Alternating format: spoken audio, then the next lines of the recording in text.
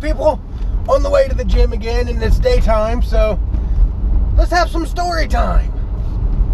I think today's story starts about 250, 60 years ago. Let's just go with that. Let's say there's this old rich cuck named Adam Weisenheimer. Adam Weisass. Whatever you want to call him. Adam. He's rich. And he goes up to his rich friends and he's like, hey, you know, all these people around us that aren't quite as rich as us, all these dummies, the worthless eaters, we could trick them into thinking whatever we want if we were smart about it. I mean, if we kind of finagled history and if we told them everything we wanted them to think, we could rule the world and nobody would know it was us. They'd just be dumber than hell. What do you say? Are you with me? And the rest of the rich cucks back then were like, yeah, that sounds like a plan. Yeah, well, that sounds good. Okay, now, Adam, back then, he's like, yeah, you know, the USA looks like it's pretty tempting. We'd be able to take it over pretty good, except all the states have their own thing going. The southern states, they think one way. The eastern states, they think another. The western states, hell, those guys are whack jobs. Northern states, everybody thinks different. We're going to have to do, in order for us to wrangle everybody's attention and get people to think differently, we're going to have to do some work. So then you had the Civil War. Yeah, the history now tells us that it was over slavery, it was over, but if you really look into it, it wasn't. It wasn't. There was plenty of black Confederate soldiers. And they weren't fighting just because their master said to. They were fighting because they believed in what the South actually was fighting for.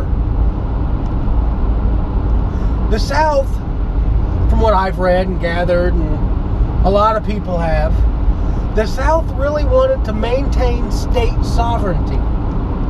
So Alabama could have one set of laws that everybody in Alabama agreed on, and then Georgia could have a completely different set of laws that everybody agreed on. If you didn't like Alabama's laws, hey, move to Georgia.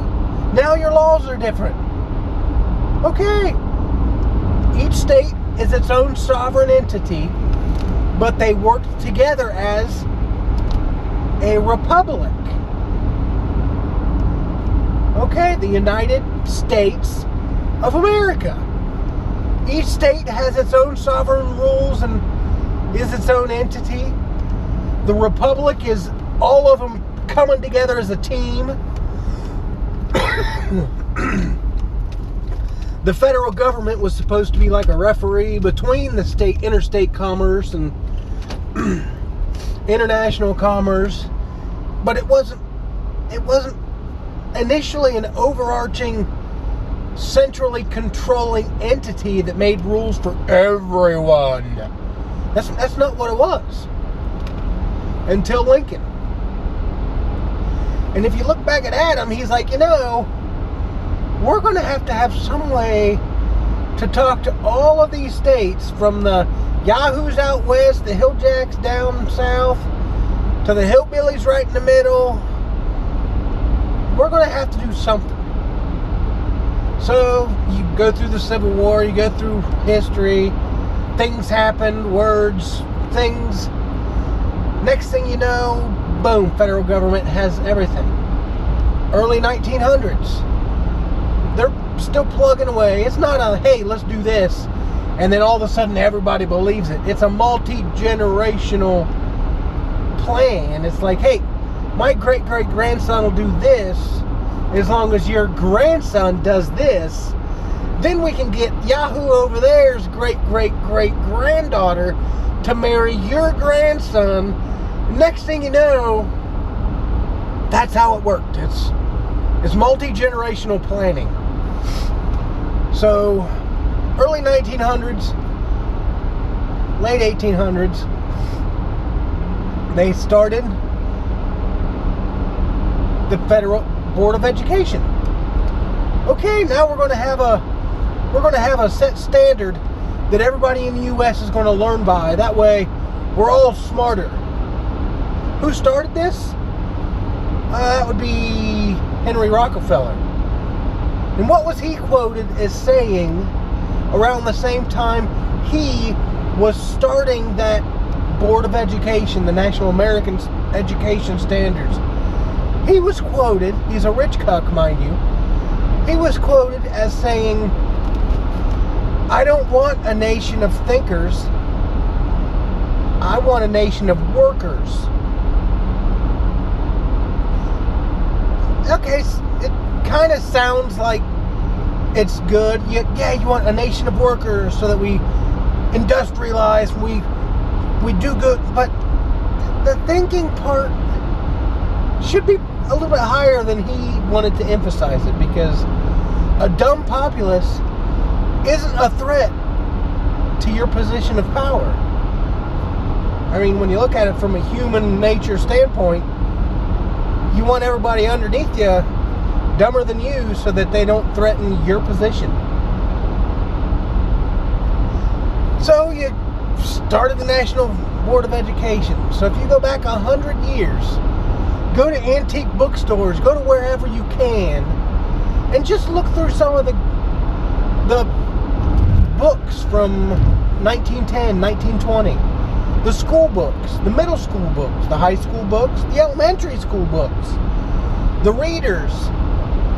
If you look through any of them, you realize, hey, why was 4th grade 1910 students, why were they doing stuff that our high schoolers are having problems with today? Well, little by little, you erode the education system, you start manipulating it, next thing you know, you're teaching everybody under you trash, getting them to believe a stupid story that has no actual basis in true facts, but garners a hell of a sense of patriotism. Yeah, we fought World War I because of this. We fought World War II because of this. We fought in Vietnam because of this. But when you actually look at the reasonings behind all of them, there was a hell of a lot of death and misery just to benefit somebody economically. Just for business. That's what they're hiding. Because they know if people, us, connect the dots, we realize all of those people that were murdered, that suffered, that went through hell, only did so for the rich. They didn't do it for any just right reason. They just did it to enhance somebody's business acumen, to make trade deals better, to get stuff at a better price, to kick people out of power and put somebody in power that is more willing to deal with the U.S. and maybe not treat their people quite as nice. Because the U.S. has all kinds of laws, and we have to pay them so much, and they have to have so many hours off. But if I take that same business, factory, whatever, to China, we can get those silly fucks to work for 60 hours a week at 50 cents a day. I know where I'm sending my business. I mean, that's what actually goes on. All it takes is we snap out of it, people. Just snap out of it. Everything we've been bred to be super patriotic about, and that can be true. That can be actually what we're doing. As long as we kick all the people behind the curtains out. Get rid of the curtains.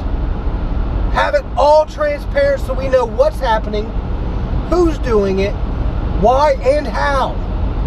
Next thing you know, you've got backyard inventors working on technology that's publicly available, making it better, and stuff that we watched from 40 years ago on TV becomes a reality. Flying cars, teleportation, Jetsons food prep machines. You push a button, ding, there's a plate of food prepared and ready to go. We could be doing all of this if we would just get rid of the capitalistic greed that it's become. Yeah, the free market's a good thing, as long as you don't have shady, underhanded people working behind the curtains. We've got a lot of curtains that have a lot of curtains behind them. We're basically in the middle of a gymnasium, surrounded by curtains, and if you zoom out, it's nothing but a giant maze of curtains. And sitting on the very outside at the top, looking down on all of it, are the super rich cucks that we don't even know exist. The ones that are trillionaires, like, well, I don't know, the Queen, Rothschild, Bilderberg Group. But I'm not going to mention pesos, any names per se to, point out anybody, because that wouldn't be good. All I really ask everybody out there is, when people start talking about what mainstream media and the majority of people think of as conspiracy theories, instead of going all Agent Smith from The Matrix, where conversation's going good, they mention a conspiracy theory, and all of a sudden you're like, no, it's not that way, you are not correct, this is what I have been taught, this is what I have learned. That Agent Smith disorder that everybody's got, that's called cognitive dissonance. It's a real thing. You can look it up and perceive that it is a real thing. That's what we've got to break through. Instead of being all closed-minded and thinking, no, this is what I taught, this is what I got A's on in school, so therefore it must be correct. Just think outside the box and think, maybe memorizing a list of facts